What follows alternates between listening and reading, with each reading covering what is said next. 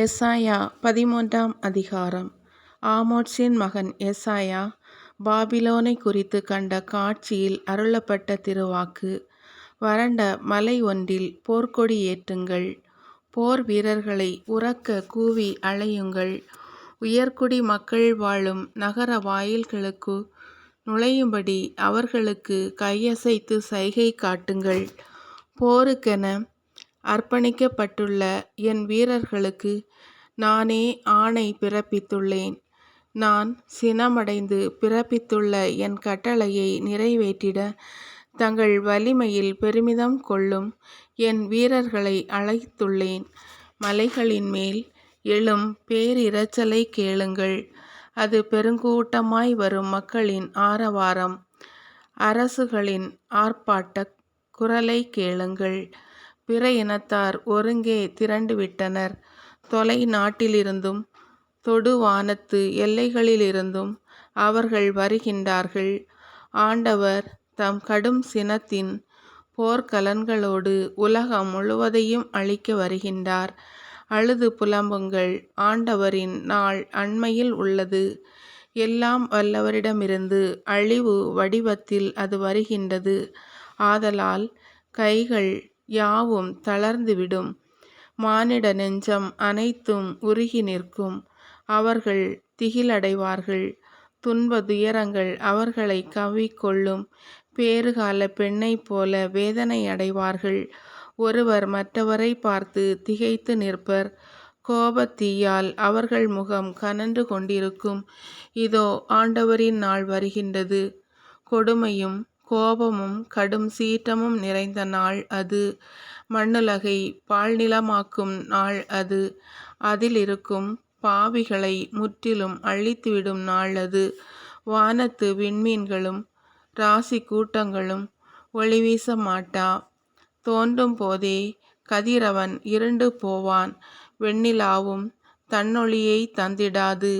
உலகை அதன் தீச்செயலுக்காகவும் தீயோரை அவர்தம் கொடுஞ்செயலுக்காகவும் நான் தண்டிப்பேன். ஆணவக்காரரின் அகந்தையை அழிப்பேன். அச்சுறுத்துவோரின் இருமாப்பை அடக்குவேன். மானிடரை பசும் பொன்னை விடவும் மனிதர்களை ஒபீரின் தங்கத்தை விடவும் அரிதாக்குவேன். ஆதலால் வானத்தை நடுங்கச் செய்வேன். மண்ணுலகம் தன் இருப்பிடத்திலிருந்து ஆட்டம் கொடுக்கும். படைகளின் ஆண்டவரது கோபத்தால் அவரது கடுஞ்சினத்தின் நாளில் இது நடக்கும். துரத்தப்பட்ட புள்ளிமான் போலவும் ஒன்று சேர்ப்பாரின்றி சிதறுண்ட ஆடுகளைப் போலவும் எல்லோரும் தம் மக்களிடம் திரும்பிச் செல்வர். எல்லாரும் தம் சொந்த நாட்டுக்கு தப்பியோடுவர். அகப்பட்ட ஒவ்வொருவரும் பிடிபட்ட ஒவ்வொருவரும் வாளால் மடிவர். அவர்கள் பச்சிளம் குழந்தைகள். அவர்கள் கண்ணெதிரே மோதியடிக்கப்படுவர். அவர்கள் வீடுகள் கொள்ளையிடப்படும். அவர்கள் துணைவியர் மானபங்கப்படுத்தப்படுவர்.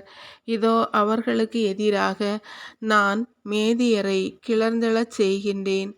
அவர்கள் வெள்ளியை பெரிதாக எண்ணாதவர்கள், பொன்னை அடைவதற்கு ஆசை கொள்ளாதவர்கள்.